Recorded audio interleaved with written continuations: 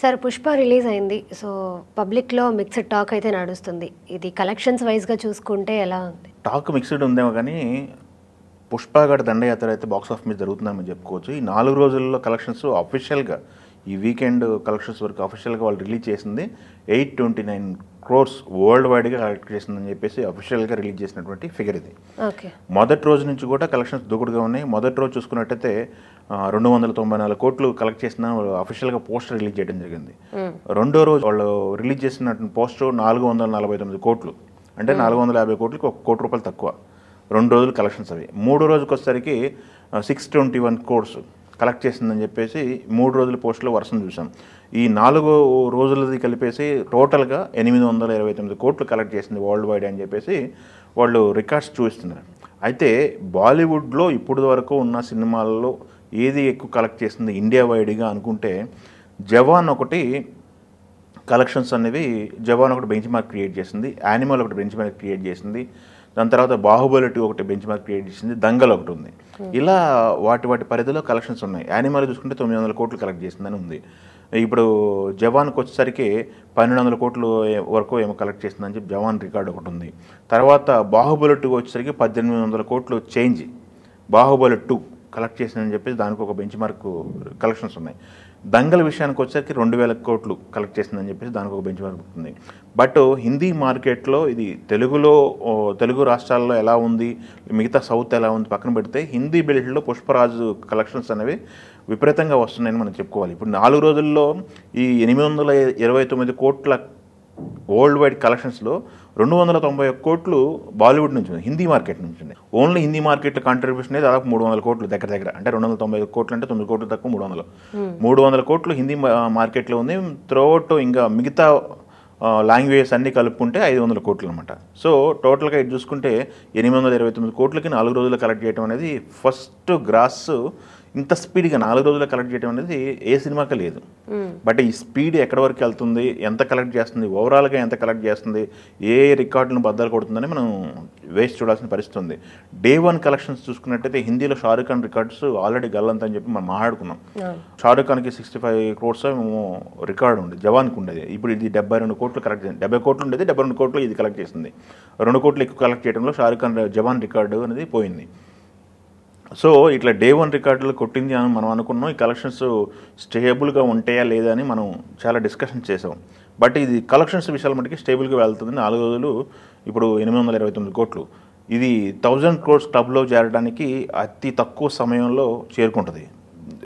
Fastest 1000 crores grosser collect చేసిన సినిమాగా ఇది అయితే ఉండిపోద్ది, దాంట్లో నో డౌట్. కాకపోతే ఓవరాల్ కలెక్షన్స్ ఎంత రాబడుతుంది, ఏ రికార్డ్ని క్రియేట్ చేస్తుంది అనేది మనం వేసి చూడాలి. సౌత్ సినిమాలకి ఇప్పుడు వరల్డ్ వైడ్గా ఒక మంచి గుర్తింపు ఉంది. అది ఆల్రెడీ బాహుబలితో ప్రూవ్ అయింది. దాని తర్వాత వచ్చిన సినిమాలు కూడా అదే పందాలు వెళ్తాయి. కేజీఎఫ్ దగ్గర నుంచి లేకపోతే సలార్ దగ్గర నుంచి అన్నీ మనం సినిమాలు చూసుకున్నాం. పాన్ ఇండియా మార్కెట్లు అన్నీ కూడా సౌత్ సినిమాలు ఊపేస్తున్నాయి. బాలీవుడ్లో అరుదైన రికార్డులు ఉన్నాయి, కొన్ని ఉన్నాయి. ఆ కొన్ని రికార్డులను కూడా ఇది తుడిచిపెట్టద్దని మనం ఆశిద్దాము. ఆల్రెడీ డే 1 రికార్డులు, డే 2 రికార్డులు మన సండే చూసుకుంటే డే 1 కంటే ఎక్కువ కలెక్ట్ చేసింది హిందీలో. డే 1 కంటే కూడా సండే ఎక్కువ కలెక్ట్ చేసింది, దాదాపు 84 కోట్లు చేంజ్ ఏమో కలెక్ట్ చేసింది. సో ఇంకా హిందీ బెల్ట్ మాల్లో అయితే పుష్పరాజు చాలా స్ట్రాంగ్గా ఉన్నాడు. ఇక పోను ఎలాంటి రికార్డులు అనేది నాకు తెలిసి అయితే 1500 కోట్లు అనేది అలవొక్క వెళ్ళిపోద్దని చెప్పేసి అనిపిస్తుంది. బట్ వేరే బాహుబలి 2 రికార్డ్ని కొడతారా? రిలీజ్కి ముందు వచ్చిన క్రేజ్ మామూలుగా లేదు. రిలీజ్ తర్వాత రకరకాల క్యాలిక్యులేషన్స్, ఈక్వేషన్స్ అన్నీ మనం చూసాం.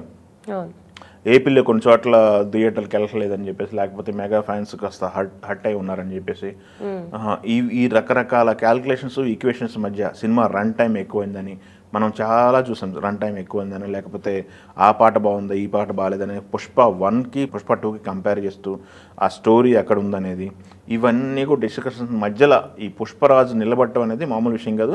సినిమా బాగుంటే కలెక్షన్స్ రావటం అనేది ఓకే.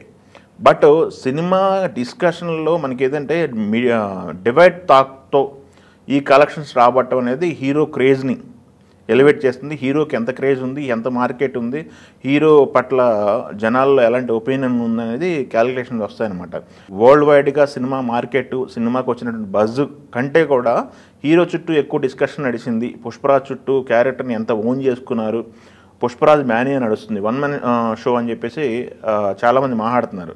సినిమాలో రాజకీయాలు పక్కన పెట్టి అల్లు అర్జున్ పర్ఫార్మెన్స్ ఎలా ఉంది అనేది ప్రతి ఒక్కళ్ళు ఎంజాయ్ చేస్తున్నారు. ఈ తరుణంలో దాదాపు 829 కోట్లు మొదటి వారం వీకెండ్లో కలెక్ట్ చేయడం అనేది చిన్న విషయం కాదు ఇది. సో ఈ బెంచ్ మార్కులు క్రియేట్ చేసుకుంటూ వెళ్తున్నాడు అల్లు అర్జున్.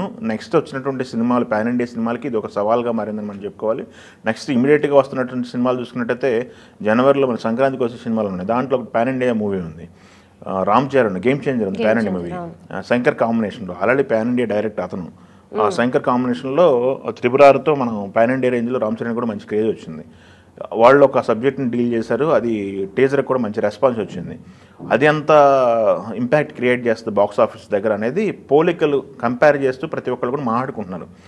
సో ఇమీడియట్గా ఉన్న సినిమా అది కాబట్టి దానికి టార్గెట్ ఫిక్స్ చేశాడు అల్లు అర్జున్ అని చెప్పేసి మాట్లాడుతున్నారు. ఈ టార్గెట్లో ఇప్పటికే ఆల్రెడీ 1000 కోట్లు అనేది రామ్ చరణ్కి 1000 కోట్లు టార్గెట్ సెట్ చేశాడని చెప్పి మాట్లాడుతున్నారు. బట్ ఇదే వరవడి కనుక కొనసాగితే ఎక్కడ వరకు వెళ్ళి ఆగుతుంది పుష్ప 2 అనేది మనం చూడాలి. ఆల్రెడీ ప్రీ రిలీజ్ బిజినెస్ విషయానికి చూసుకుంటే 1000 కోట్ల ప్రీ రిలీజ్ బిజినెస్ అని చెప్పి మనం మాట్లాడుకున్నాం. Theatrical business plus digital business అని చెప్పేసి. ప్రొడ్యూసర్లకైతే ఈ వెంచర్ అది ప్రాఫిటబుల్ వెంచర్. ఆల్ టెక్నీషియన్స్, ఆర్టిస్టులకి అంతా ఇది ప్రాఫిటబుల్ వెంచరే. బట్ బాక్స్ ఆఫీస్ దగ్గర రిటర్న్స్ రాబట్టడంలో కూడా దూకుడు కొనసాగిస్తుంది కాబట్టి ఇది ఓవరాల్ ప్రాఫిటబుల్ వెంచర్ అని మనం చెప్పుకోవాలి. సో నెక్స్ట్ అల్లు అర్జున్ చేయబోయే సినిమాలు ఏంటనేది చాలామంది డిస్కస్ చేస్తున్నారు. నెక్స్ట్ త్రివిక్రమ్తో సినిమా అని చెప్పేసి మాట్లాడుతున్నారు అల్లు అర్జున్ది. ఆ త్రివిక్రమ్ సినిమా కూడా ఈ రేంజ్లో, పాన్ ఇండియా రేంజ్లో ప్లాన్ చేస్తున్నారని చెప్పి మనకి అర్థమవుతుంది. ఎందుకంటే నెక్స్ట్ చేయబోయే సినిమా గురించి అతనే అన్స్టాపబుల్ షోలు చెప్పడం జరిగింది, త్రివిక్రమ్లో నెక్స్ట్ సినిమా ఉందని చెప్పేసి. సో రకరకాల క్యాలిక్యులేషన్స్ మధ్య బాక్స్ ఆఫీస్ దగ్గర ర్యాంపేజ్ అని చెప్పాలి పుష్పరాజ్ది. ఇది ఎక్కడ వరకు వెళ్తుంది, ఎక్కడ వరకు వెళ్ళి అవుతుంది అనేది మనం వేచి చూడాల్సిన పరిస్థితి ఉంది.